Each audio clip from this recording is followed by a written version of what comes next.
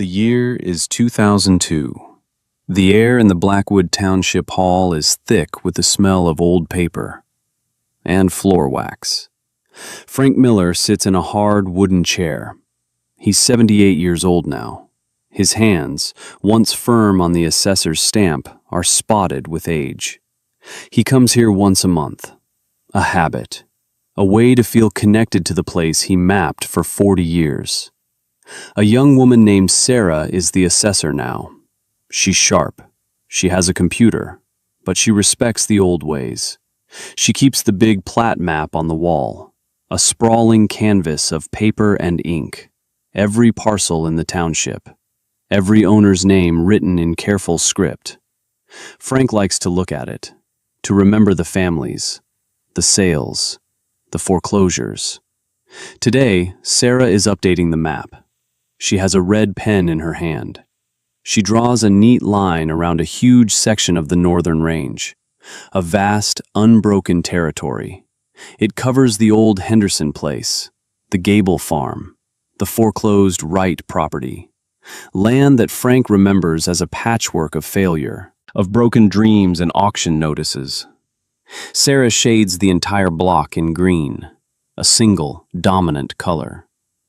Frank leans forward. He squints. "What's this, Sarah?" She looks up, smiles. "That's the Madsen block, Mr. Miller. We just finalized the survey. It's all one contiguous property now." Frank feels a strange stillness. Madsen? Art Madsen? Elias Madsen's boy? "That's the one," she says. "He's the biggest landowner in 3 counties. Maybe 4. She taps a file on her desk. The numbers are all in here. It's something else. All paid for. No debt. No liens. Not a single mortgage against any of it.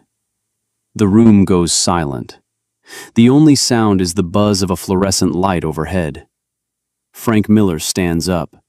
He walks to the map. He traces the green outline with a trembling finger. He sees the names of the old farms, ghosts under the green ink. He remembers a conversation, a small office, a young man with grease under his fingernails, a polite refusal. Frank Miller was the man who told Arthur Madsen he'd never own more than his father's 80 acres. He was the man who told him to stick to what he knew, to just be the hayman. This is the story of that hayman. It's the story of a quiet man who was told his place, and then spent the next 50 years buying the world that had defined him.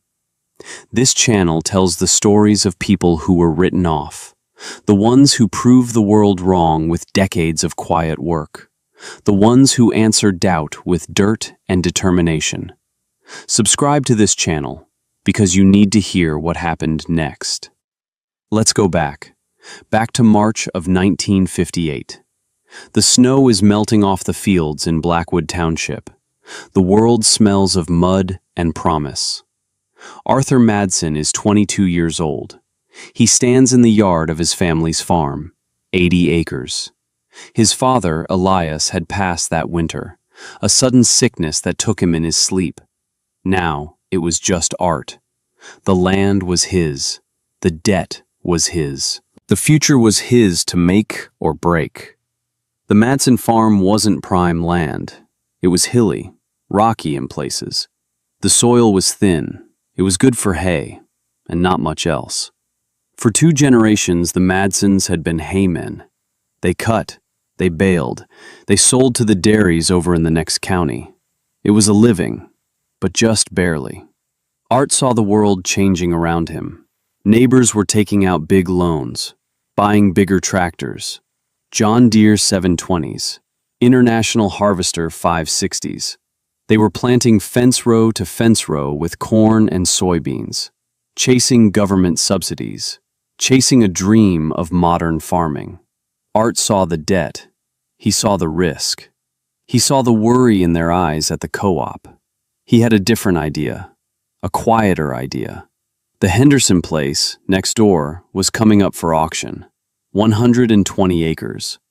It had been sitting empty for 2 years. The weeds were waist-high. The barn was leaning. The family had tried to make it a corn farm. They had failed. The bank took it. Now the township was selling it for back taxes. $2,000. Art didn't have $2,000. He had $300 in a coffee can in the kitchen. But he had a plan. He drove his father's old Ford pickup into town. He walked into the township hall, the same hall where Frank Miller would one day stare at a map. Frank Miller was the township assessor, and more. He was a deacon at the church. He coached the Little League team. He was a man everyone trusted, a pillar of the community. His office was neat. His pencils were sharp. He smiled when Art walked in, a kind, genuine smile. "Arthur, good to see you, son. I was so sorry to hear about your father. Elias was a good man, a hard worker." Art nodded. "Thank you, Mr. Miller. I'm here about the Henderson place." Frank's smile tightened just a little, a flicker of concern in his eyes. "I see." Art laid his plan on the desk. It was simple. He wanted the township to let him buy the land on a payment plan. He'd pay the $2,000 over 4 years, $500 a year plus interest.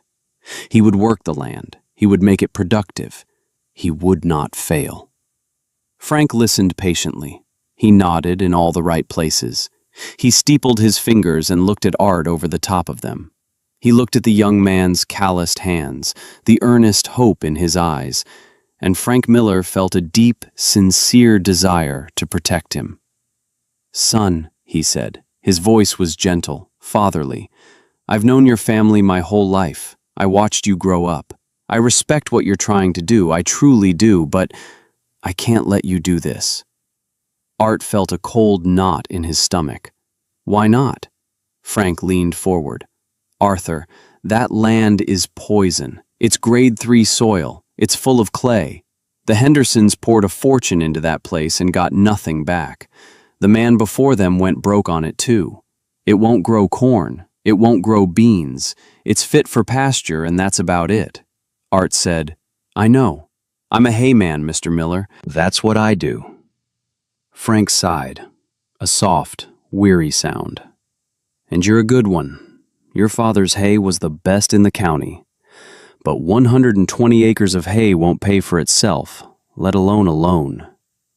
The equipment costs, the fuel, the repairs. I've seen this story 100 times, son. A young man gets ambitious. He takes on too much debt. And a few years later, I'm the one who has to put the auction notice on his family's farm." He paused. He let the weight of his words fill the small office. "I am not going to be the man who lets Elias Madson's boy lose the family farm. Do you understand?" It wasn't cruel. It wasn't angry.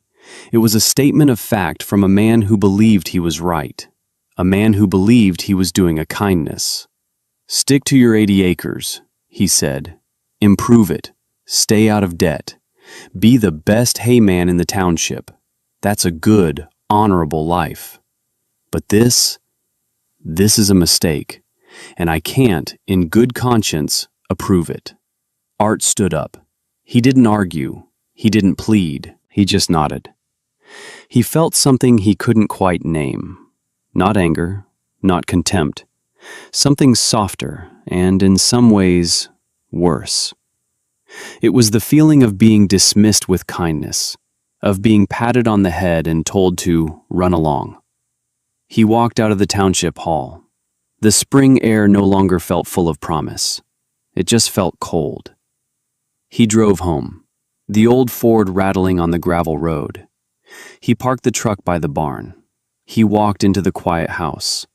The smell of his father was still there, pipe tobacco and sawdust. He sat at the kitchen table, the same table where his mother had served 1,000 meals. He pulled the coffee can from the cupboard. $300. Not enough. He opened his father's old ledger, a record of every bale sold, every repair made, every debt paid. In the back, on the last page, his father had written something, not numbers, words. From the terrible drought year of 1954, a year they almost lost everything. Elias had written, "The bank can take the crop, the weather can take the yield, but they can't take the dirt. The dirt is enough."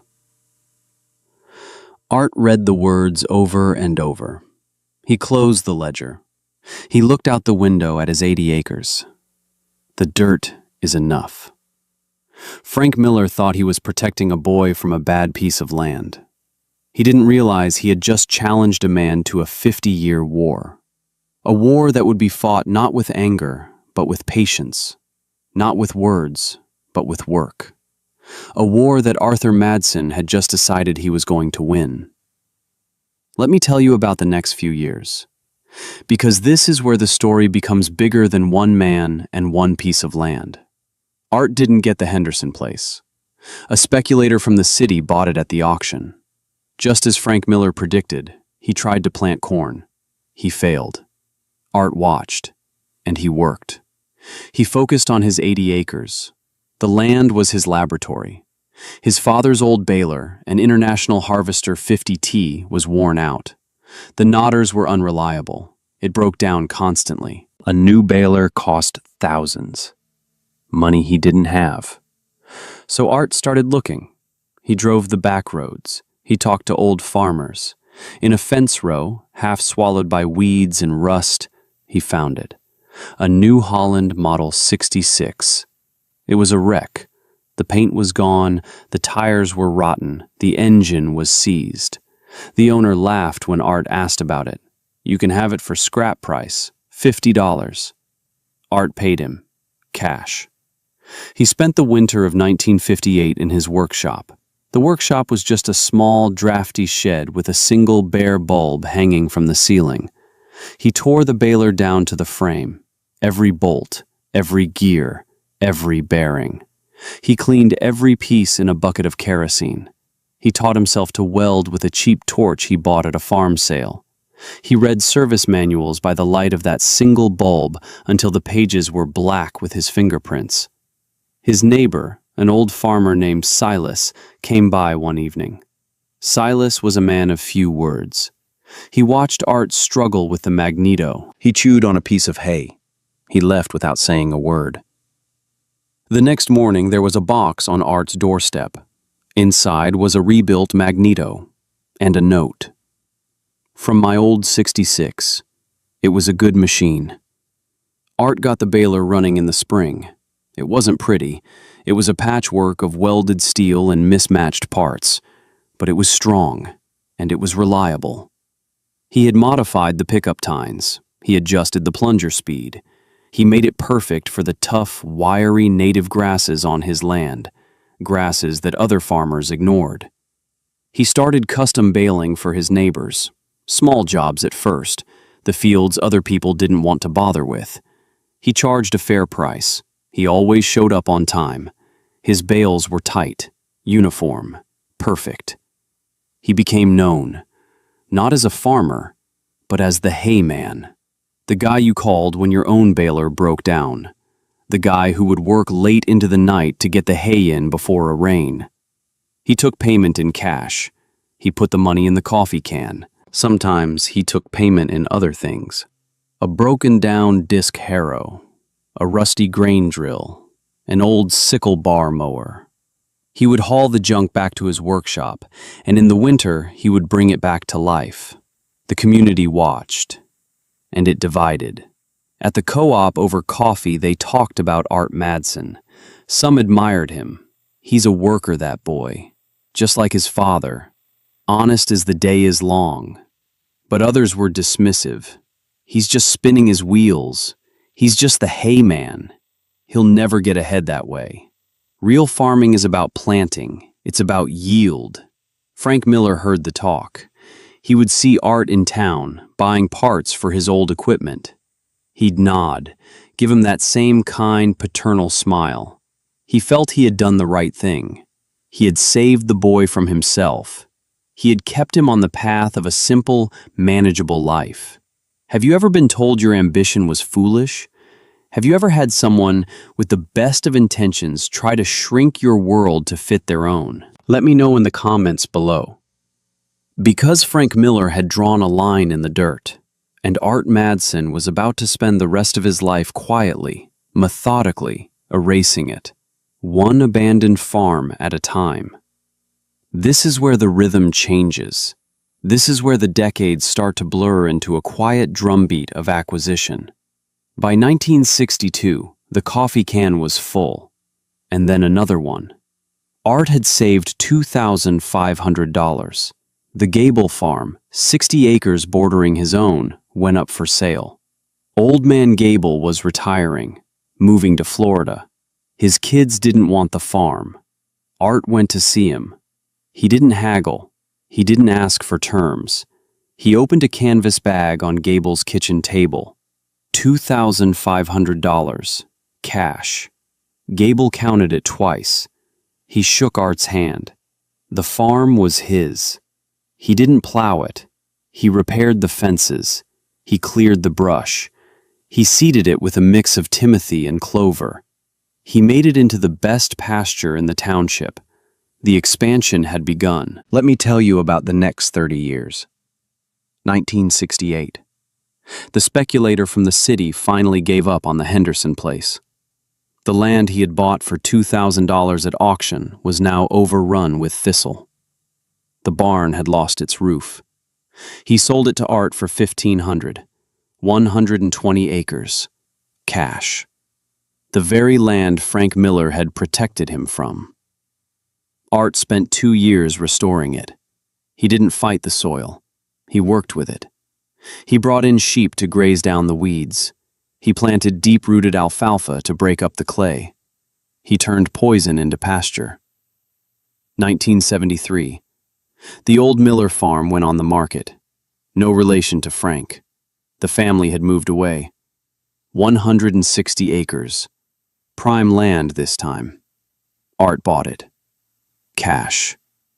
He started a new business, premium hay. He sold not to the local dairies, but to the fancy horse farms downstate. They paid double for clean, high-protein hay. Art's reputation grew. He was still the hayman, but now he was the best hayman. Frank Miller, at the Township Hall, changed the name on the plat map. He noted the sale price. He shook his head. He didn't understand how the boy was doing it. 1979. A brutal summer. The corn withered in the fields. The soybeans stunted. 2 of Art's neighbors, men who had taken out huge loans in the early 70s, went under. The bank auctioned their farms. Art was the only bidder. 240 acres. Cash. His own fields were green. The deep-rooted native grasses he had cultivated could withstand the drought. While others were selling off their herds for lack of feed, Art was selling hay at a premium. He was profiting from the same weather that was destroying everyone else. It wasn't luck. It was a different philosophy. The dirt is enough. 1985. The heart of the farm crisis. Land prices collapsed. Interest rates soared. The men who had mocked Art at the co-op were losing everything. Their big tractors were repossessed. Their land was sold on the courthouse steps. It was a tragedy. Art never gloated. He never said, "I told you so." He just bought the land. 3 more properties, 400 acres, cash. He would go to the auctions. He'd stand in the back, quiet, respectful. When the bidding was over, he would walk to the front and pay. He never borrowed a dime. His income came from the sun and the rain and the soil. His costs were a fraction of his neighbors. Let's do the contrast math. A conventional corn farmer in 1985 might spend $200 an acre on seed, fertilizer, and chemicals. If he had a good year, he might clear $50 an acre. If he had a bad year, he'd lose money. Art Madsen spent about $30 an acre to maintain his hay fields. He was clearing over $150 an acre, with no debt, no government programs, no risk. He was playing a different game, a longer game. All the while, Frank Miller watched, from a distance.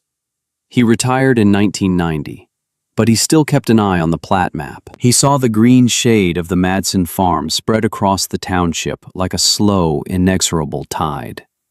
He would drive the back roads on a Sunday afternoon. He'd see Art on an old, meticulously maintained tractor raking hay, the same young man he had tried to protect. Now, a middle-aged man who owned a kingdom of grass. Frank felt something he couldn't quite name. It wasn't jealousy. It wasn't anger.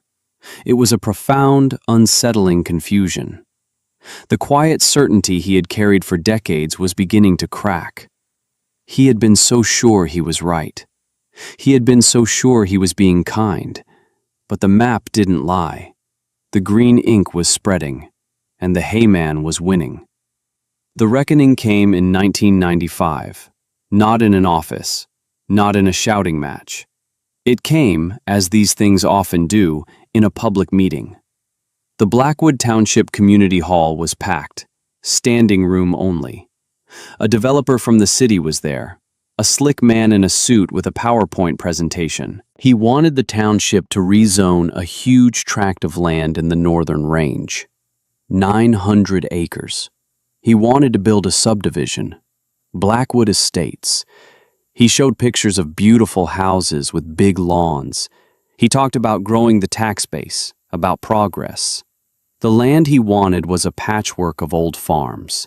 The Henderson Place, the Gable Farm, the Wright property, land that had been sitting fallow for years, according to him.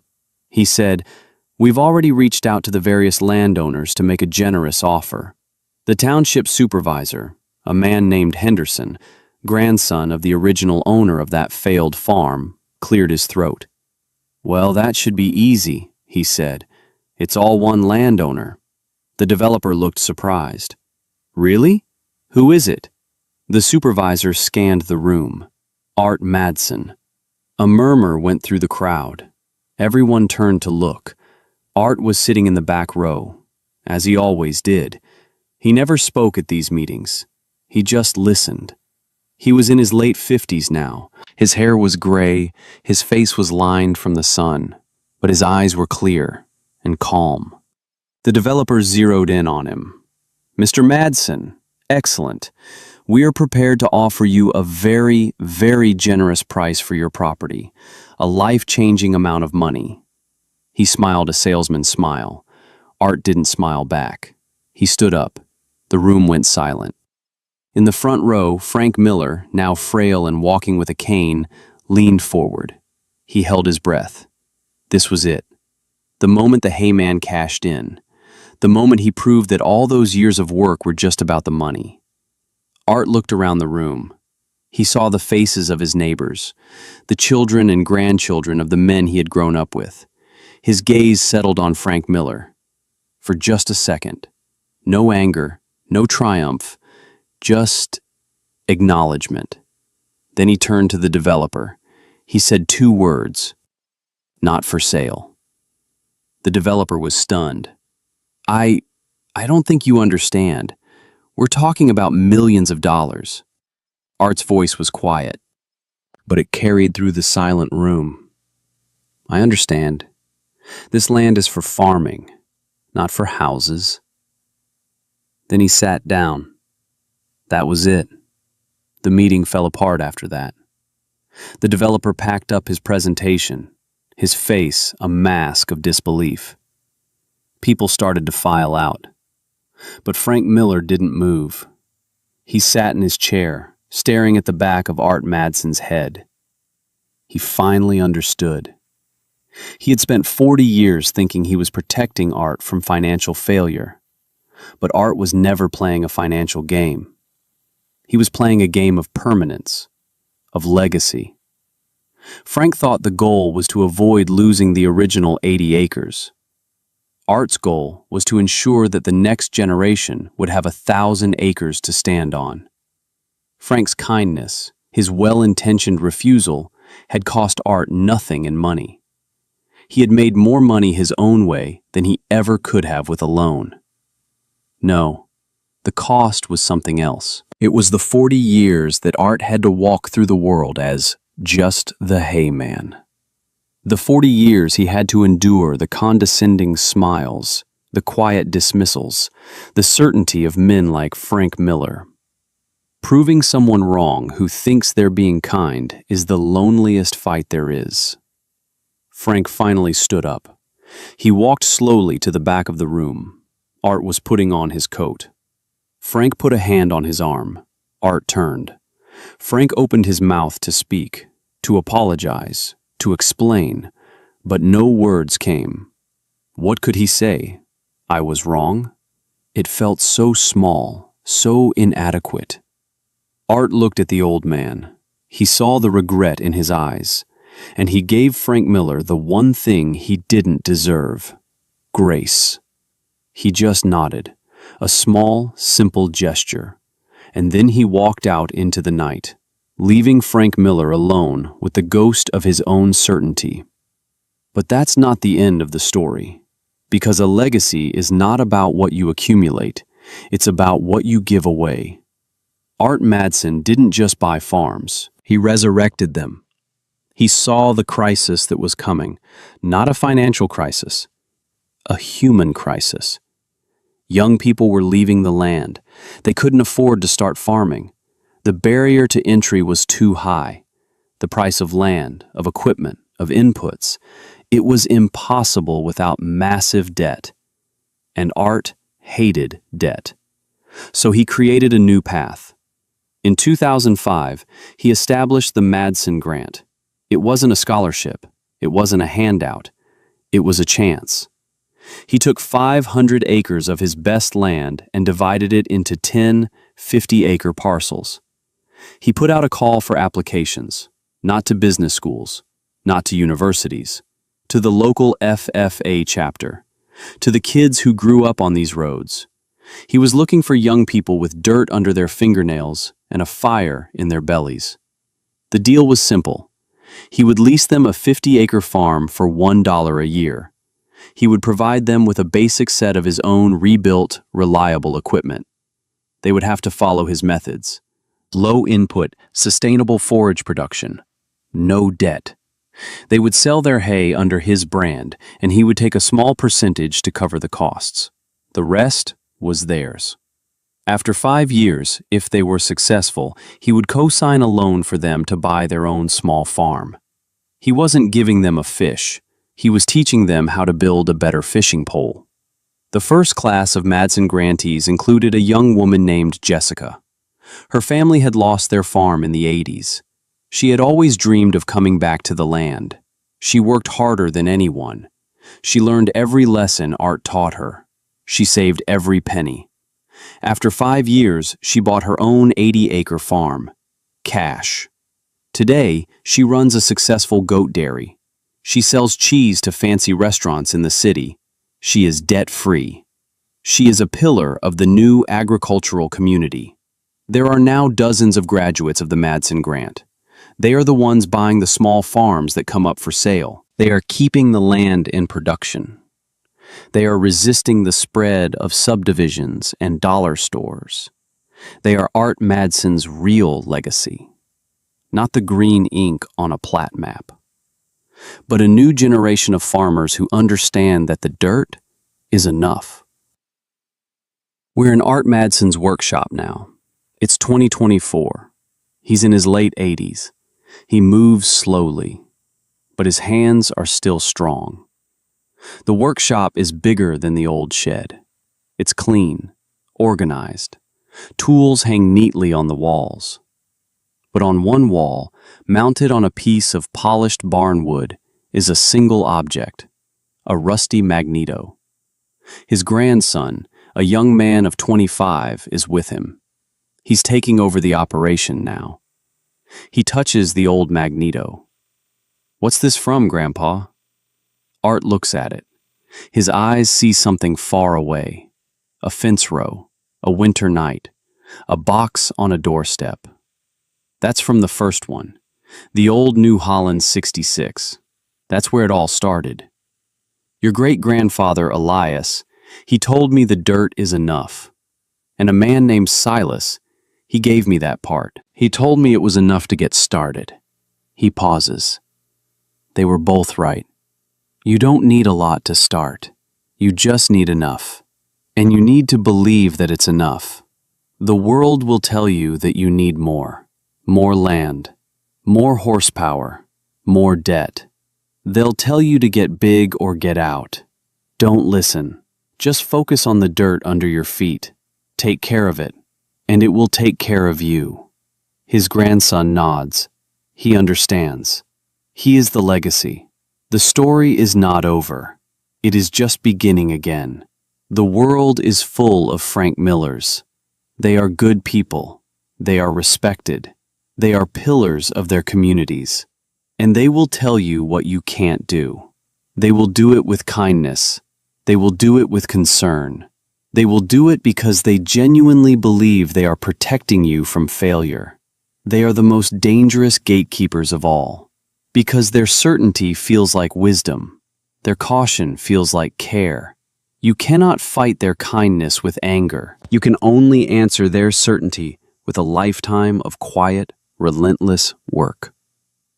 Right now, somewhere in the world, a young person with a new idea is being told to stick to what they know. Someone with a vision is being told it's a mistake. Someone is being told they are just the hay man. This story is for them. It's proof that the world doesn't get to decide your size. You do. If you know someone who needs to hear this story, someone who is being defined by the smallness of other people's expectations, share this with them. Let them know that the quietest revolutions are often the most profound. And subscribe for more stories of quiet rebellion, because the world needs more hay men.